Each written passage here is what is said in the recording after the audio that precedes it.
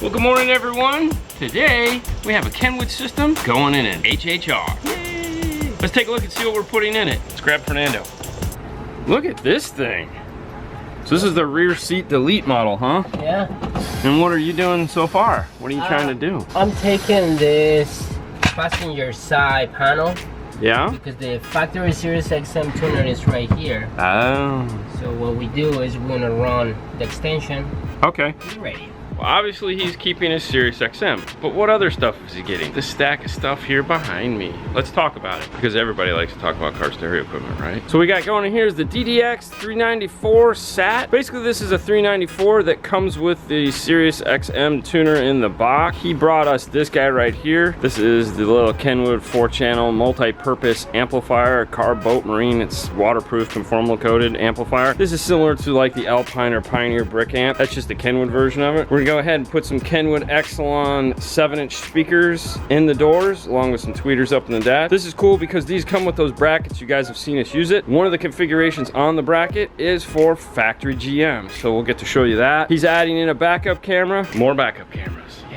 And then to integrate in with the factory stereo, we're gonna use this guy right here, the C2R GM11. Now, this is a smart harness. This one is a low amperage output and no reverse trigger. So we're gonna have to grab a reverse wire in the back or wherever else we can find it, and also add a relay to it because it's only a 1 amp output. We're adding the backup camera. He brought us his own dash kit, which is the Metra 993312B. It's this guy right here. From what I understand, he bought some equipment from a big box store. It was kind of all the wrong equipment. He's taking it back to that store, buying this stuff here. The other thing too is the Kenwood Exelon, because it has a 2-year warranty. That was a big motivator. He's like, wow, I can get a 2-year warranty for the same amount of money. I'm gonna buy the Exelon. So Fernando just told me he found the tuner. Let's take a look at that.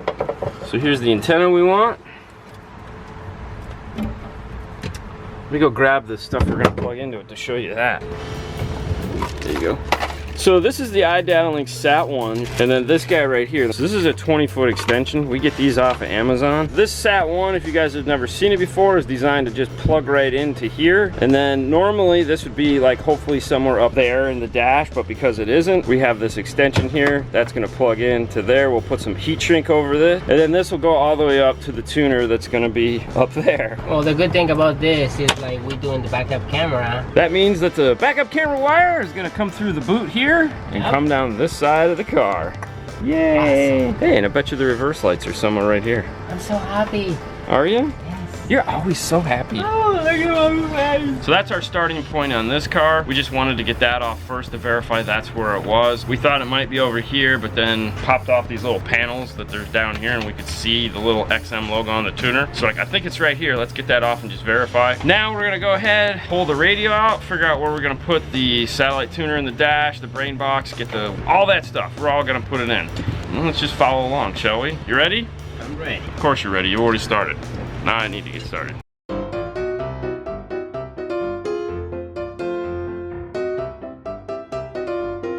All right, let's take a look at this C2R GM11.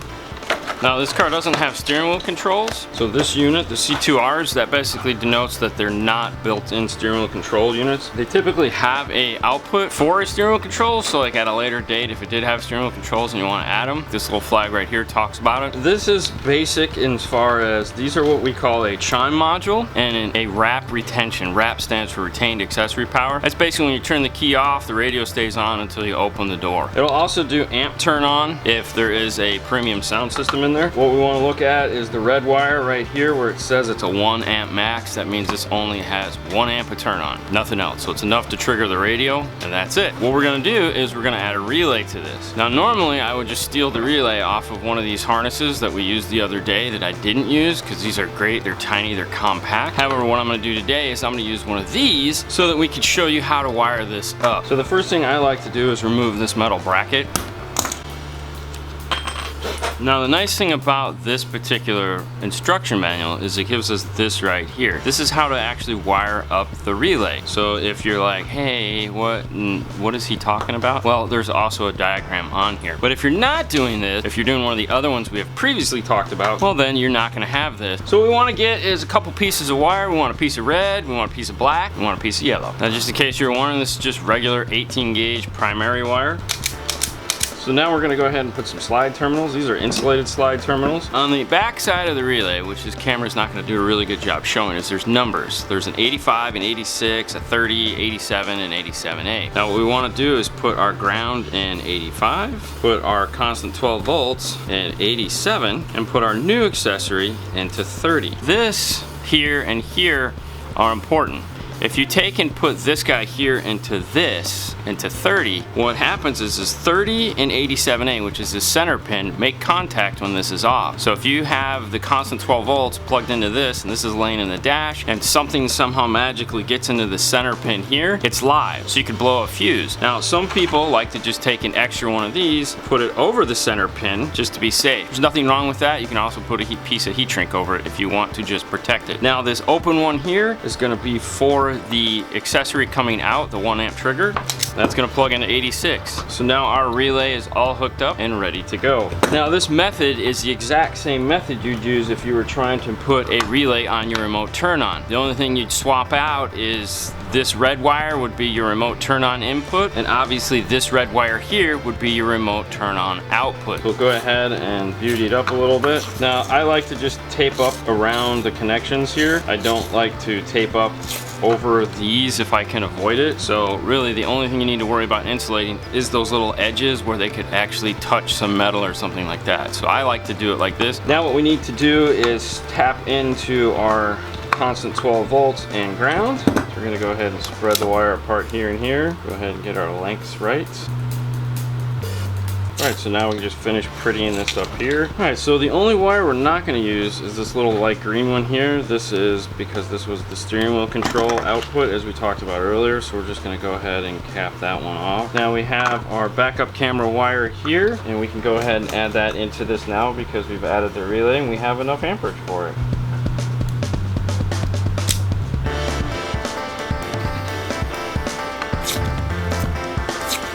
Alright, so now we're good. We have all the wires that we need to go to our Kenwood harness. Let's grab that real quick. So this particular radio is actually double boxed. You have the outside box that we just removed, has the new model number on it, and then inside is just a regular 394, but inside it is this guy right here, which is the tuner. Now on the other box is the ESN number for the tuner, so you want to make sure you keep it, don't just throw it away until you've registered it. Of course, you can always go to channel 000 for that number. So this is what the Kenwood harness looks like. Kenwood likes to fold over all their little specialty things like the remote turn on, the power antenna, illumination, the steering wheel control, the blue yellow that we always talk about for steering wheel controls. It figures we finally get a Kenwood and there's no steering wheel controls to hook that wire up to. I like to remove all the flags off them or just add caps to the wires that we're not going to be using. And then of course they do this, which is fine, but we're going to go ahead in this case cut them all flat because we don't need to add in a ground someplace other than behind the radio on this one. It's not a Toyota or a Nissan. So wires we're not going to use on this, as we said. We're not going to use the blue yellow because we're not doing steering wheel controls. We're not going to use the brown because this is a mute wire. We're not going to use that. We're going to use everything else. And these wires now will match up color for color with our harness. So we can do that. You guys have seen me build enough harnesses, you understand how that works. On some of the Kenwoods, they're gonna have two wires on the back like right here. The reverse trigger wire, the purple-white, is a pigtail off of it, like we said before. See how short it is? So we're gonna go ahead and lengthen this longer. And then the emergency brake, the light green wire, is also on here. We're just gonna go ahead and attach this to the frame. So the first thing we wanna do is go ahead and pull these flags off. We're gonna go ahead and cut this one shorter. We're gonna go ahead and add a ring terminal and remove one of these screws here. Every Kenwood and or JVC, same company, you can do this on, okay? You just need to ground it. That's it. This is all these style radios need. And the reason why we can ground it right here is because the chassis of the radio is a ground.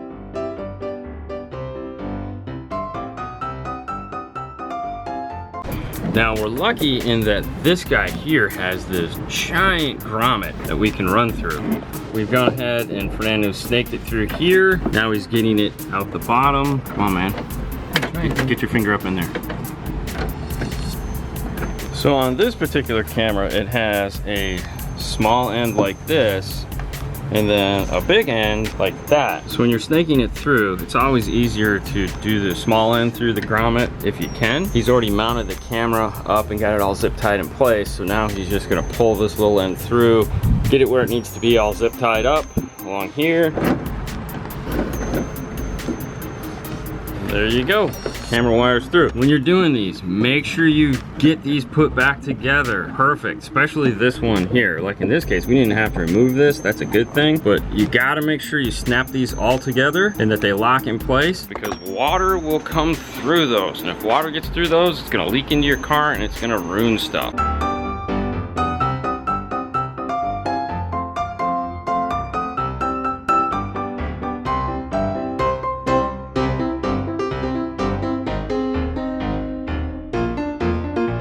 All right, so what you got? What are you finishing up here? I see a purple wire. Yeah, that's the reverse signal. So you just went ahead and tagged the reverse signal there. Because this Sirius XM module is here, that made our lives not as bad, maybe? I don't know, well, you're stuck back here, but. So down here is the battery. So right here is the fuse holder. We're gonna put a 15 amp fuse in that. That wire runs all along up through here. The camera wire is coming down through here. The Sirius XM wire is there. The reverse wire is there. Now we're gonna bundle them together. So essentially we're gonna have two bundles covered in the loom. We're gonna have the Sirius XM and the reverse camera wire are gonna go in one bundle, and then the 12 gauge and the reverse trigger are gonna go in a second bundle so the two don't interfere with each other. Again, they're both gonna go up this side of the car here, up into the dash.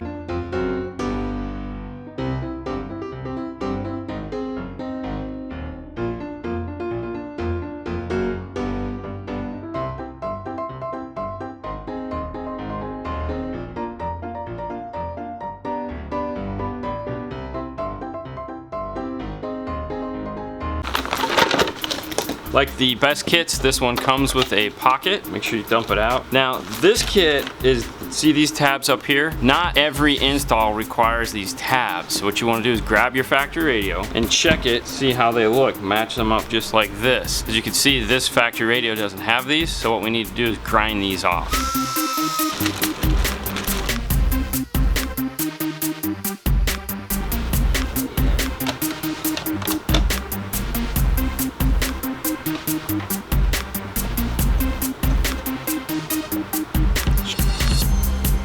This is all screwed in. Make sure, as always, check your gapping. Make sure the radio's not crooked. Can't stress that enough. Nothing ruins a good install like a crooked radio in the dash. Now the amplifier we're gonna use is this guy right here. This is a KACM 1804. And this is the actual size. Now this is a 4 ohm stable amplifier. Okay, so it's only made to run 4 ohms. So 4 speakers, 4 4-ohm speakers, and you're good to go. Now, according to this is 45 watts by 4 at 4 ohm. And I know what you might be thinking, well, wait a minute, the radio is 50 watts by 4. What the heck? This is an actual 45 watts by 4. Your deck is not. At peak, at best, it's 50. That's at like 1 frequency, maybe. If you look at the owner's manual, it'll tell you it's 18 watts by 4. Some of them are 12 watts by 4, but usually the newer amps are 18 watts by 4. So this will provide double the power of the amp that comes in the radio. Now let's take a look at it if you're unfamiliar with it. It has standard RCA inputs. It does come with 2 RCAs for those inputs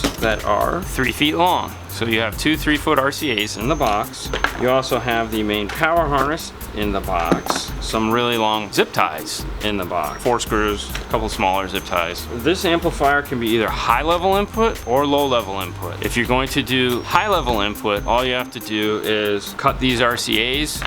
It talks about it here on the instructions, which are conveniently located on the back of the box. It's just showing you to cut them here and attach them. You have the main power harness. You can see it has this little rubber booty here to protect it, so when it goes into the amplifier, kind of will shield this thing. You kind of push down on it to get it all the way in place. Now there's no active crossovers on this at all, so you do have to use the radio's crossover. And then what we have here on the output side, or input side, depending on how you want to look at it, you have your 12 volt input. So this is going to be your battery feed, you have your ground, you have your remote turn on trigger, and then you have your 8 speaker wires, these guys right here. So you have your white, gray, green, purple, similar to the harness we had over here. So this is gonna get hooked up to this harness here, these speaker wires here. So now we're gonna go ahead and take this into the car and figure out where we're gonna hide this, because this is just gonna go up in the dash somewhere. We don't have to put it anywhere. And I think I know where I wanna put it. Now there's this flat panel right here in the dash, down here on the bottom, that I noticed as I was removing the crap out of the way here, that this amp will fit into perfect. So there's a place I can get 2 screws in the front here. So what I plan on doing is I'm gonna go ahead and add Velcro to the back of this so that it stays in place, and then we'll add 2 screws just so if in case the Velcro gets hot or whatever, that way it won't bounce around if it ever decides in a couple years if the Velcro takes a poo. It'll still be attached, no problem there. All right, so now let's go ahead and put some Velcro on the back. We're not going to use the 3-foot RCAs that this thing came with because those are a little bit too long for where we're going to put it. We're just going to use 1.5 feet. We want to put some shrink wrap on these to hold them in place. So now we're going to go ahead and add our colored shrink wrap onto this, so we'll know which RCA is which. Alright, so we have our corresponding colors, we're all set there. Now what we're going to do is just go ahead and pretty up this. By that, I mean we're going to add our Tessa tape to it, so we don't have to worry about this banging around anywhere in the dash. It'll have a nice felt covering to it. Alright, that end's all good. Now we just have the main harness here, and it has this one zip tie in it. We're going to go ahead and remove that, and we're going to pull out the power and ground. We don't need to run those up into the dash, but we do need the speaker wire and the remote turn on. So now we'll go ahead and cover those up. That all set. What I'm going to do is go into the car real quick and measure how long we need this so that I can cut it to the appropriate length and we can get it all taken care of here on the bench. We can come over here and grab our speaker wires off of this, and we're gonna go ahead and solder them into here. Now on the pack harness, if it does have a blue-white wire and it goes into the brain itself like this one here does, it's generally a good idea to hook it up even if there isn't an amplified system in the car. Alright, so our amp wiring is complete, so the only thing left are these 4 wires here, the yellow, black, red, and orange. So the harness is done. We got a lot of things going on here. We'll just go over it real quick just to recap. So we started out with adding the relay because this only puts a 1 amp output. We're adding a backup camera, so we needed to up the output so that we could add the backup camera. Then we're adding a 4-channel Kenwood brick amp to the system, so we went ahead and added the output of this to the input of the factory speaker wires. Then we went ahead and capped off our speaker wires coming out of the Kenwood deck we're putting. We hooked up all our power in line. We have our camera output to go into the radio, and we have our camera input coming from the camera here. Then we also have our power and ground. Fernando's running a 12-gauge power to power this. We'll ground this in some of the metal in the dash. Then we have our inputs coming from the radio. So this is all going to go into the dash of the car. Let's go take a look at the car and see where Fernando's at.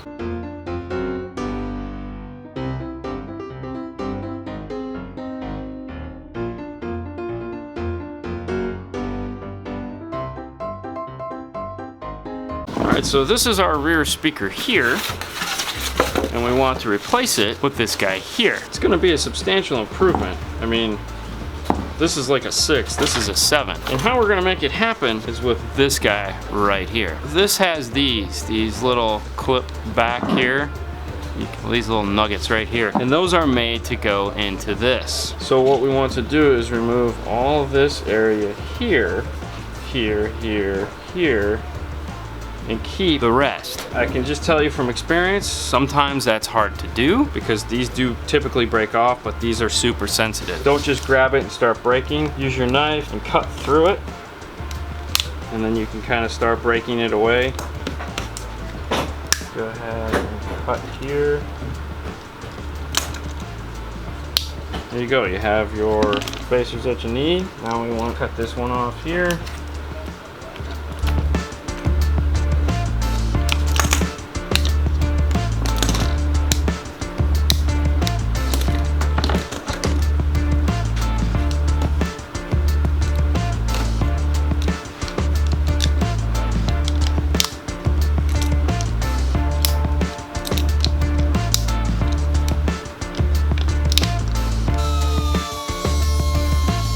Alright, so now we have our speaker mount. So it matches up to this rather well. Let's go set it in the door and see how that looks. So the little clips line up here with the bottom, and there you go. Fits perfect. So now all we need to do is use the provided foam to foam up the back, the front, and make it look all sexy. Let's go back over to the workbench. Now these speakers come with all kinds of goodies. One of them just so happens to be foam. So what we want to do is use it.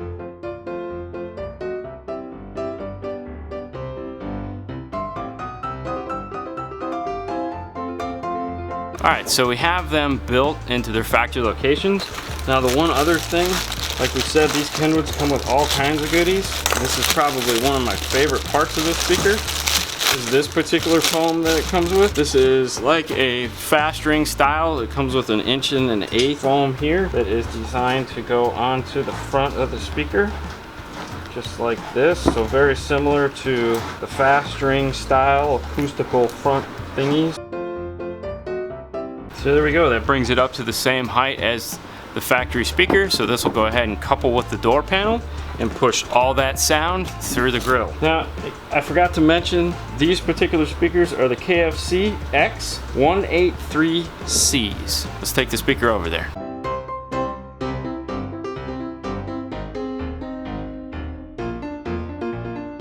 Alright, so we have our front speaker out. This is what it looks like right here. Very similar to the rear, just black instead of gray. And for that, we're going to put these guys in. This is the KFC XP184Cs. Let's go ahead and open these bad boys up.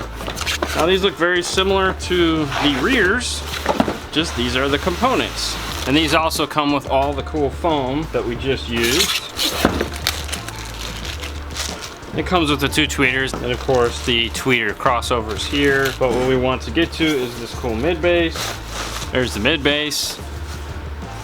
And of course it still has these cool guys here. So essentially we're gonna do the exact same thing we did on the rear doors for these doors. So we're gonna cut this out, foam it on both sides. All right, there you go. This guy's all set and ready to go. It's all foamed up and good. Let's go ahead and get these over into the car.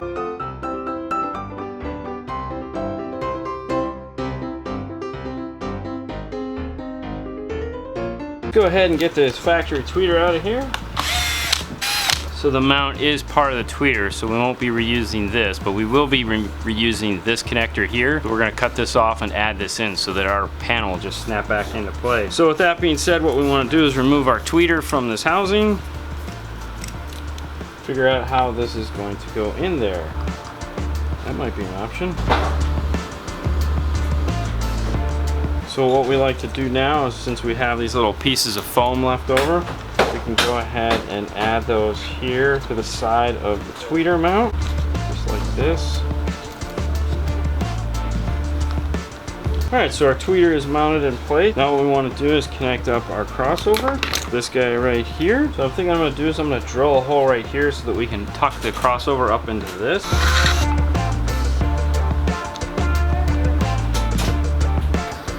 According to this, the solid is the positive, the stripe is the negative. We verified at the car that the red is indeed positive. So we'll go ahead and get these connected. All right, so this one is all done. We can go ahead and snap it back into the car.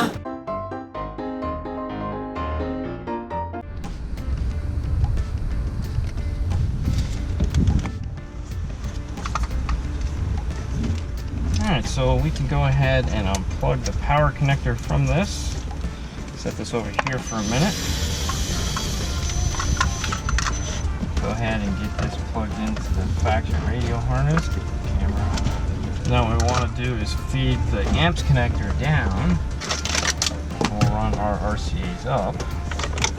Now we're going to mount this with the power plug facing towards the motor. Alright, amps mounted.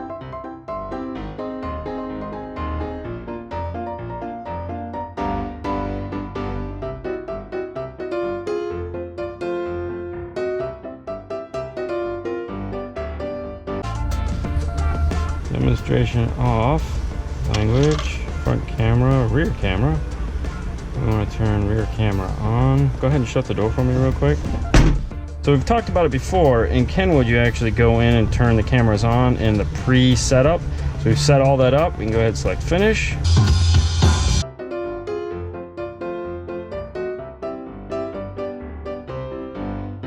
So radio's in, dash is all put back together. We mounted the USB right here. That way if he needs to use it, it will come in and out for him. Otherwise he can just keep it pushed down into the little pocket there. We have sound. The last thing we're gonna do is a polarity check. I know the car's all put back together, but we're still gonna test it anyways. Your door's good? My door's good. All right, so we saw the backup camera. We're just gonna test to make sure that reverse works. Let's go and take a look at the actual camera. So this one, it had plenty of room to clear, so we didn't have to worry about flipping it down or anything like that. So we have the nice bar camera there. All right, so this one is all set and done. Let's go. Let's go where? Let's go do another one. Yeah. On to the next one. Bye. Ugh. Here we go. Now at some point I made a nice little video showing you what we call the installer trail mix, to where we make this trail mix that goes in this Ziploc bag. It sits over there in our refrigerator, and throughout the day when I'm hungry I snack on it. We've changed it up a little bit. Instead of just plain raisins, we've gone to yogurt raisins so we can get that cool yogurt bacteria thing that apparently your body needs.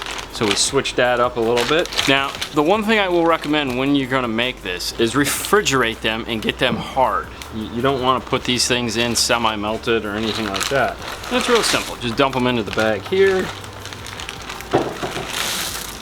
Dump them into the bag there. And in case you never saw that video and you're wondering where we got all those peanut jars that sit on my bench that hold all those screws, this is why we have them. Once you've put that into the Ziploc bag, of course, seal it up, and then just cement mixer this thing around a little bit, and that's it. Get yourself a handful. There you go. Sustainable protein for the whole week. And it's so yummy.